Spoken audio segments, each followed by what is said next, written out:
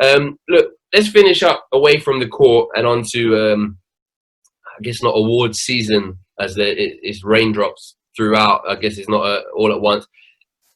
LeBron, Harold's idol, Harold's hero, Harold's perspective of the ideal man.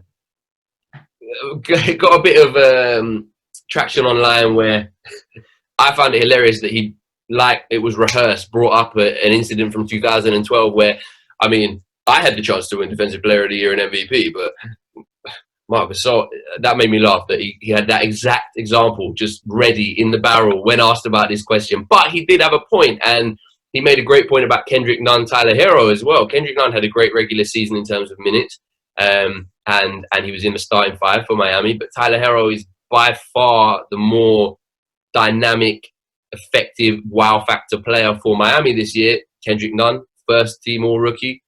Tyler Hero, second team all rookie. And I get that these awards are done off partly narrative, partly minutes played, all this sort of stuff.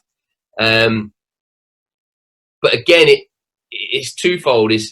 When it comes before the playoffs, or after the regular season, during the playoffs, I get there's a regular season award.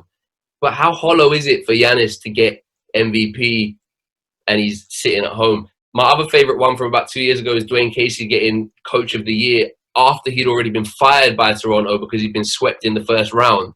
Like, these awards, I get that they're regular season. How do we feel about the Giannis one in retrospect? How do we feel about the whole award thing anyway in the NBA? Is it fair? And it's a thing that should matter because players' contracts depend on this. It has an impact on what they earn. Yeah. No, just quickly, I think the timing of them has always been stupid. It's always during playoffs, after playoffs. And we're fully invested in looking at people like playoff Rondo, playoff LeBron, and all of that. And then all of a sudden for someone to say, oh, by the way, remember a couple of months ago during the regular season, so-and-so was really good, so-and-so was really good. And Giannis was really good at defending Chicago and New York. Yeah, and Atlanta. And it's like, we've moved on. And as you lot know, doing this podcast, how quickly the world of basketball moves, like it's just so rapid. I'm not really interested anymore in what happened during the regular season. I just think if they're going to do those awards, do them at the end of the regular season, before the playoffs start, and it would make a little bit more sense. But the timing of them, done, and also just Giannis, I probably deserved it to get MVP. Like, that's my opinion on that.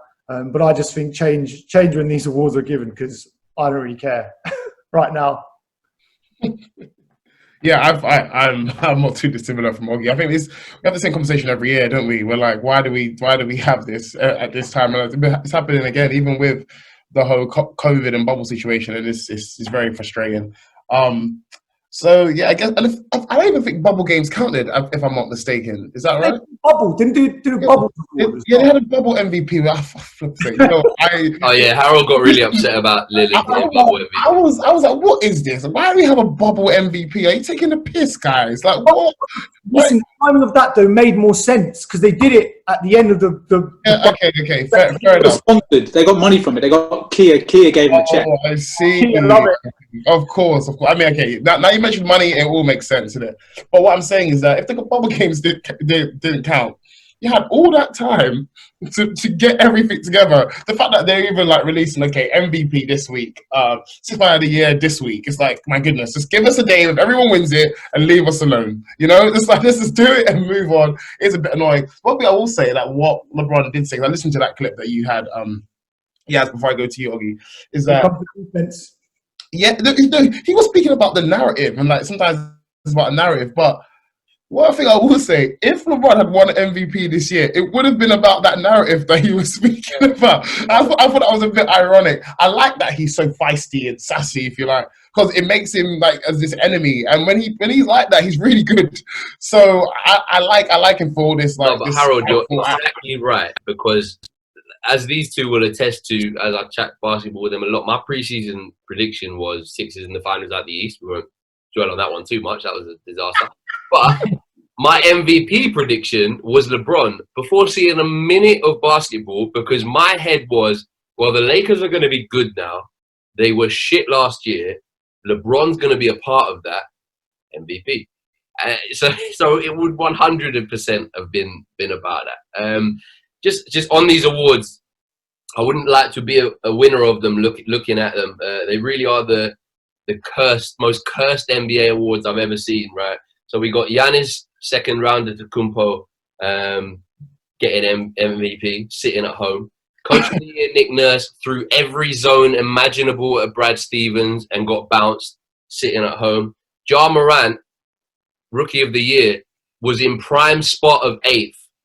Memphis Grizzlies came into the bubble and did everything they possibly could to lose that 8th spot, sitting at home. Sixth Man of the Year award was to Montrezl Harrell, who looked so rusty and unable to create anything offensively in his series. A big part of why the Clippers bench weren't able to really do as much, sitting at home.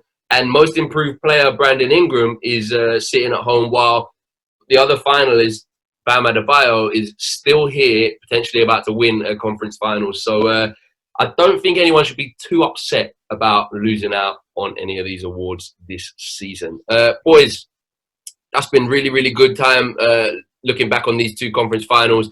I think there's many, many more twists and turns to come in them.